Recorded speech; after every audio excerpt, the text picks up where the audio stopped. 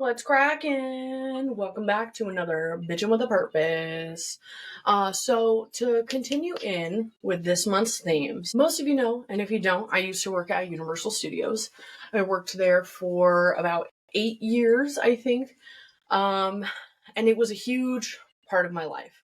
Lots of you guys, hopefully, are viewers that I used to work with at Universal. If you are, what's up? We can just start this entire episode by saying, fuck Michael Hamilton. If for some reason he tunes into this episode and wants to know what I really think about him, that's it. We may touch a little bit more on that later. But there was so much that happened and took place while I was working there. And there is a lot of things that a lot of people experience working, not even just for Universal, but like theme parks in general. And I think that it is a hard job at the end of the day, just because of like what today's standards are for like what is considered hard work. Like myself in particular, I do not consider myself to be like an overachiever. I do not go above and beyond for my job. I show up, I do what is in my job responsibilities, and I clock out and I go the fuck home. Now, a lot of the culture at just jobs in general is you talk to your coworkers and you become friends with your coworkers and you kick it and you do like life stuff. So when you're having like work parties, it doesn't seem like that big of a deal to like go hang out with your work friends and do the work thing.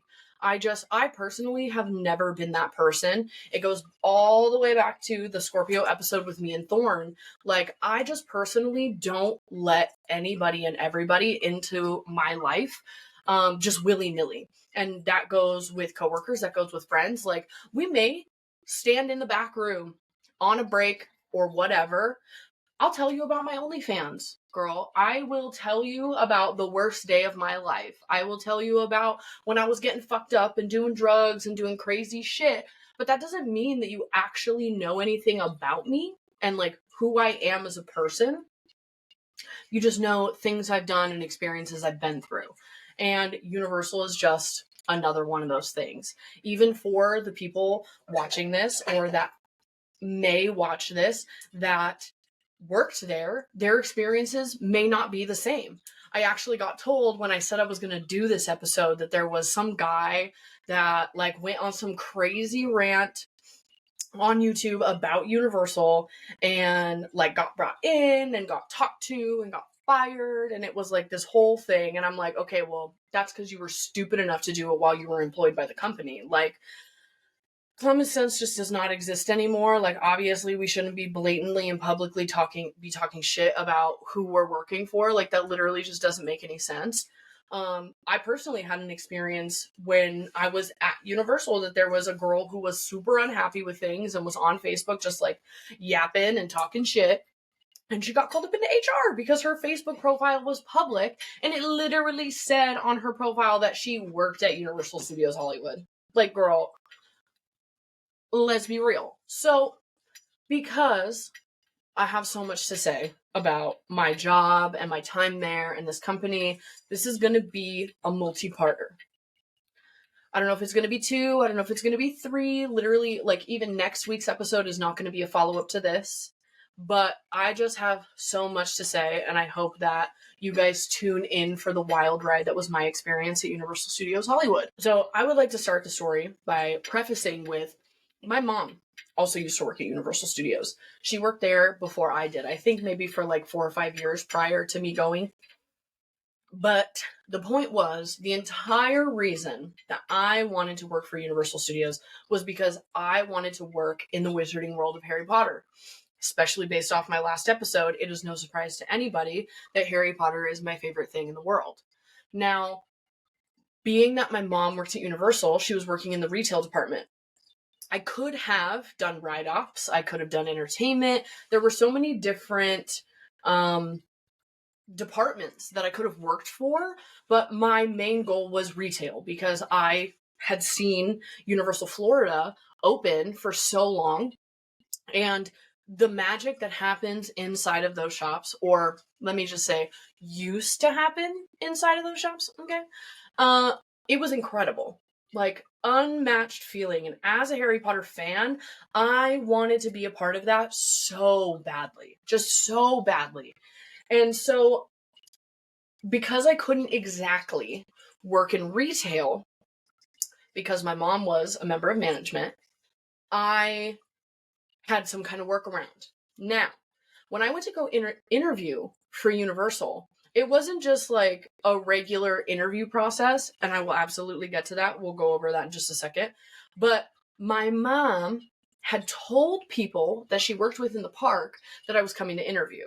And we all know it's literally why you're here. I'm fucking great, okay? She's a great time. She knows how to speak, you know? So I had 3 different members of management that were in the actual interview room to watch me to see how I did and where specifically I would fit.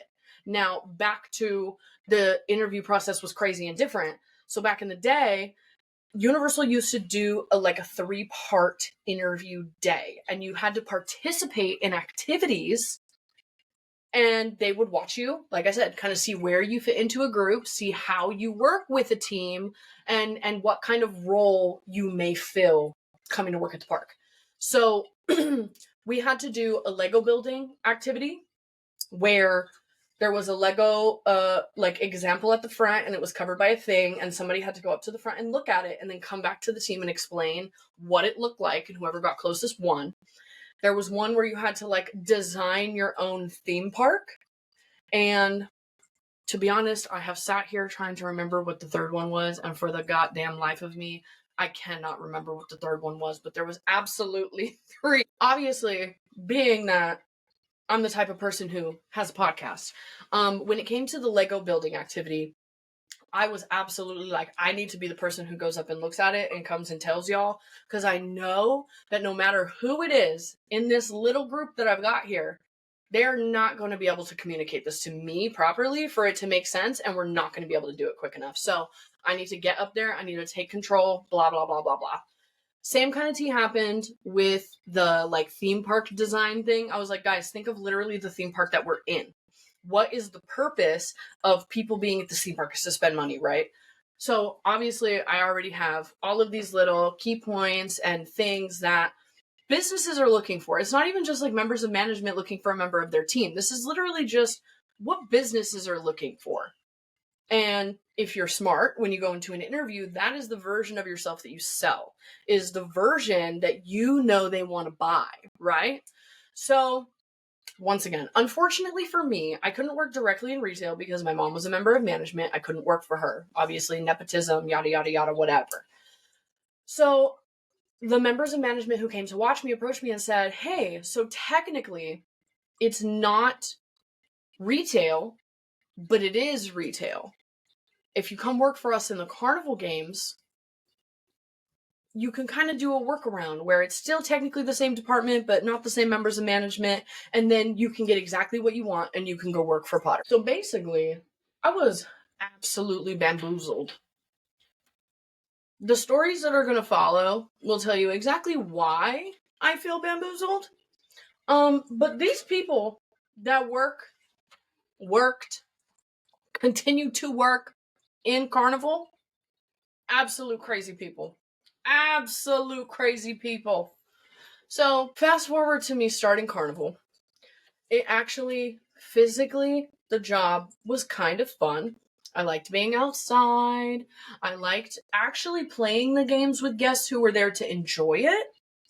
But I think the biggest struggle was that exactly for the reason that they hired me, they hire a lot of big personalities to work in the Carnival games, because you really do got to work on bringing those people into the games. Obviously, there's plenty of people who straight up walk in and are like, oh, hell yeah, I'm finna play a game.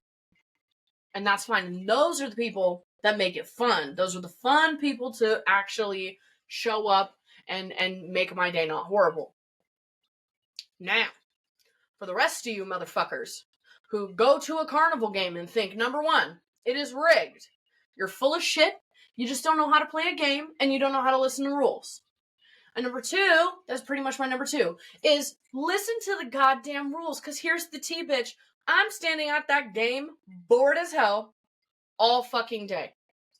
I want you to win this stupid game. I want to have a good time. I've been waiting for someone to come and make my day worth it. That's why most people who work in the carnival games have such shitty attitudes. Because so many people come through and are just absolute fucking nightmares to deal with that it makes our job not fun. Now, I personally would literally tell people how to win these fucking games. I would stand in front of it and be like, hey, you do it exactly this way. I'm telling you, guaranteed, your $5 will get you a little stuffy that cost Universal probably 25 cents to make. Was it worth it? I don't know. You tell me. And go. Super fun fact, actually. I was in a PewDiePie video. And I had one of my friends tell me, because I didn't actually, like, watch his videos, but he, like, did a come with me to Universal Studios type of video. And he came to the Super Silly games, so the ones that are over in Despicable Me, and he played the little water race game with his girlfriend, now wife, I believe, right? Isn't that PewDiePie? I think so. I think I know what I'm talking about. Anyways, so they told me, oh my god, Dallas, you're in this video. Holy God, the amount of unexcitement in my voice. I was doing, like I said, the little water race, you know, where you like aim the gun and the thing goes up and blah, blah, blah, blah, blah. They played this game and I was like, 3, 2, 1, go. Like, holy shit. You could tell I absolutely hated my job. But one of the best things to come out of working in the carnival games, number one, I really am not afraid to approach any singular person on this entire planet now. Like, if I'm with a group of friends and they're like, oh my gosh, she looks great, or oh my god, he's so hot, oh my god, what product are they using in their hair? I'm like, do you want me to go ask? Because I'll literally go ask right now. What's up? And number two, I really did meet some of my favorite people that I know to this day. Hopefully they are watching. I know my girl Nicole supports me. It's actually when we started in Carnival, I believe she either started right before me at the same time.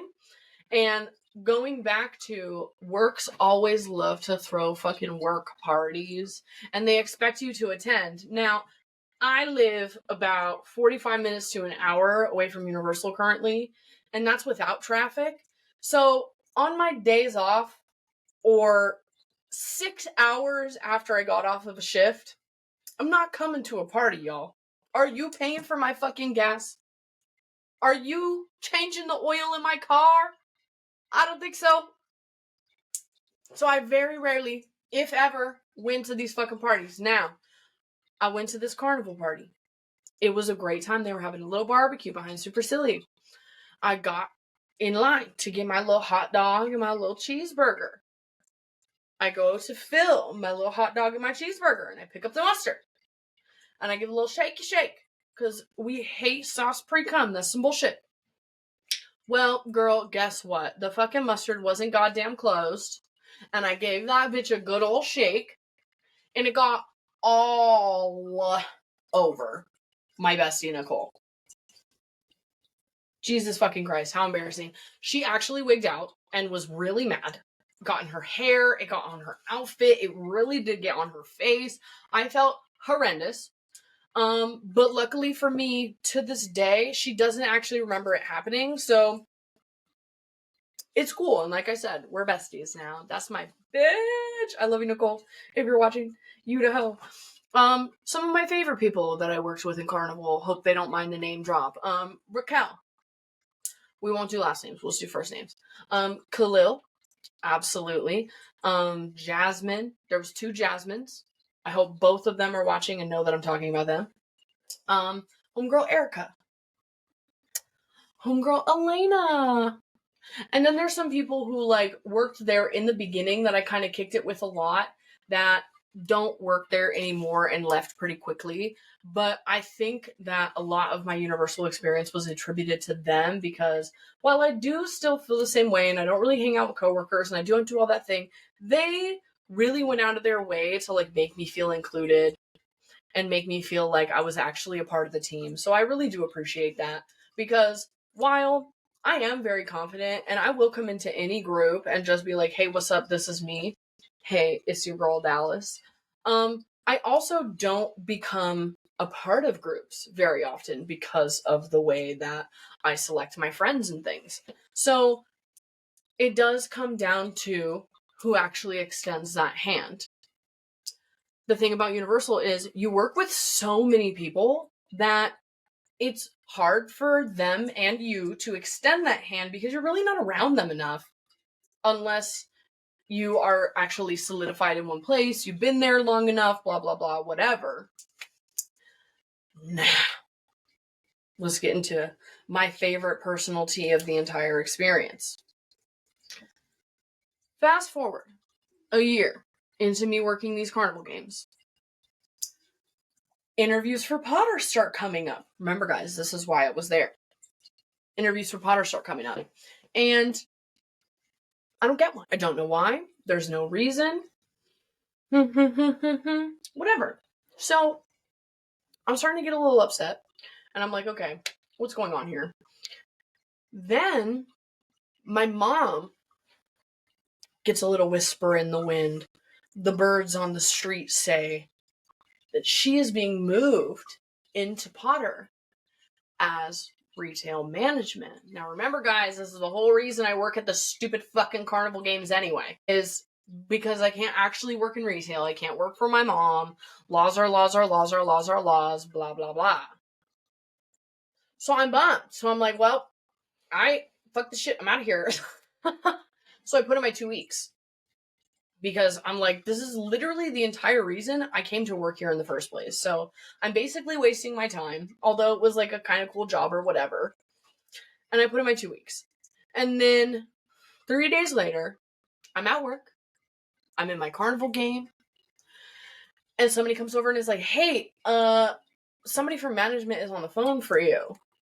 So they watch my game. I go to the back. I take the phone. And it is one of my current members of management who is then moving into Potter. And she says to me, if we give you your interview, will you retract your 2 weeks? And honestly, I wanted to like pull a bluff. I wanted to like do a whole thing. I wanted to like make a power play, but I was 19. I didn't think about it. I just was mad because they were basically trying to take away the one thing that I spent a fucking year working for. And I was like, okay, obviously, I'm going to take back my 2 weeks if you give me my interview and you offer me the position. It's not just if you offer me the interview. You're not going to give me an interview to placate me. Either we're doing this or we're not doing this, dude. So I get my interview. I go to my interview. But a week later, I get a call and they're like, okay, you're going to have your Potter training. Now, do I think, in retrospect, so we're going to rewind, we're going to talk about my mom a little bit. So my mom is literally the most kick-ass person I know. If anybody knows me in real life, you know that my mom is my absolute fucking best friend. If you watched any old versions of this podcast, you'll hear her, you'll see her. She is the jam. I'm sure she'll be on in a future episode because my mom's the shit. But she's also a person who like really doesn't take shit from anybody. She's not an ass kisser. She's not like, oh, we're just gonna do this so that everybody thinks we're cool. No. We're here to do a job. That's the T, do the T, right? So, because I got accepted into Potter, obviously, my mom couldn't be management in Potter, right? So, they put her out on City Walk to work under the world's worst manager I've ever seen, I've ever heard of. I guess we won't name names, but if anybody was in or around the Universal world long enough, he's like hella old. He's friends with the retail director. And that's probably why he has his job and is allowed to do whatever the fuck he wants to do, because he sucks at his job. Now, my mom came in and did the job of literally everybody else, showed everybody what the fuck was up, and then he stunted her career. Because then Fast forward a couple years later when she got back into the park and is working on the lower lot. Then all of a sudden, she is on track to be assistant manager, but it's going to be another 5 years. That's crazy. That's crazy. Doesn't make any sense. If any of you ever actually worked with my mom, please chime in the fucking comments. Because we all know that she is a gem of a human being. She knows how to do her job. And she has a great time while she does it, as long as you show up and you do what you need to do. And I honestly think that's everything that our bosses and our managers should be expecting from us. That is the reason that, obviously, in the next episode, when we get to all the Potter stuff, I'll get there. But, like, there's a reason that I worked at Universal for so long as just a normal-ass team member. I saw the garbage that my mom went through. I saw the garbage that a bunch of other people went through. And I decided that that wasn't worth it. That it wasn't worth my time. I just was there for fun. I wanted to be a wizard, dude. I wanted to live and breathe chocolate frogs. Like, is that so wrong? But once I finally did and I made that crossover, shit got stupid and shit got complicated and people wanted to take things personal even though it was just a fucking job. And ultimately, that was the reason that I left. Post-pandemic world, y'all, is such a different fucking monster. Like, I really don't even know how to address it, because definitely the people that annoy the shit out of me existed prior. Duh. But there was a lot less of them. They were a lot less afraid to, like, come out and say, hey, I'm an annoying piece of shit. So that brings us to today. She does random jobs, but she's good at everything. And I really don't think that I would have left Universal if it wasn't for the fact that everyone got lazy. We don't want to work, guys. I get it. I don't want to work either. Literally, that's why I do my podcast. Because I want to be living like a super cushy life where I have a big house and I have a whole team. There's a production studio and other people are setting this up for me and I don't have to get sweaty about it prior to recording. But no one else is going to make our dreams happen other than us. And if there's ever going to be a piece of wisdom that I instill upon you, because honestly, public service announcement, please do not ever take anything that I say as advice or endorsement, because it is absolutely not. I've just lived a life of stupidity, but now we got to live with those choices. We got to figure out, why were we stupid? What makes it better now? How do we handle that? And I guess a second thing, if there's ever anything that you're going to take away from this, is just be your fucking self, dude. There's always going to be somebody who tells you not to do it. There's always going to be somebody who fights your ideas, who tells you it's stupid, who says it's not worth it, who says that your time could be better spent elsewhere. And that's nonsense. We ain't doing that. We are not subscribing to that belief in the year 2025. Okay. I sit here in my bedroom humbly with my cute little setup and my cute little background and these things that I bring to you every week because I want something better for me. And I do think that was a lot of the reason I did start working at Universal. Was it sounded fun, it sounded cool, but we all idealize this concept of living a life in Los Angeles. And Universal made me step into that life.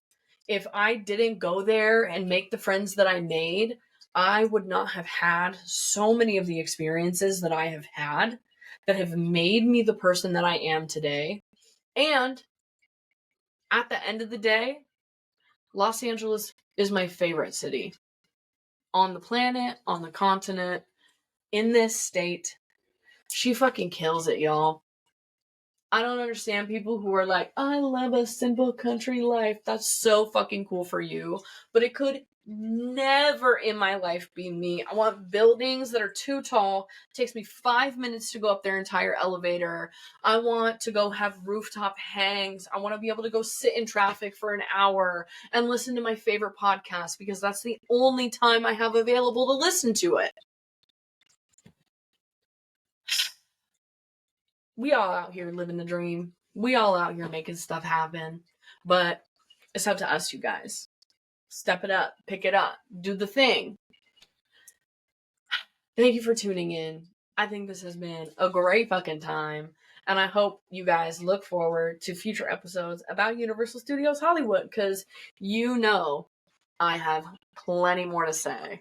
And hopefully next time we can get somebody on who is just as ready to talk shit as I am. But until next week, it's been your girl. This has been a great time. You're awesome. I'm awesome. We're awesome. I'll catch you guys on the next one.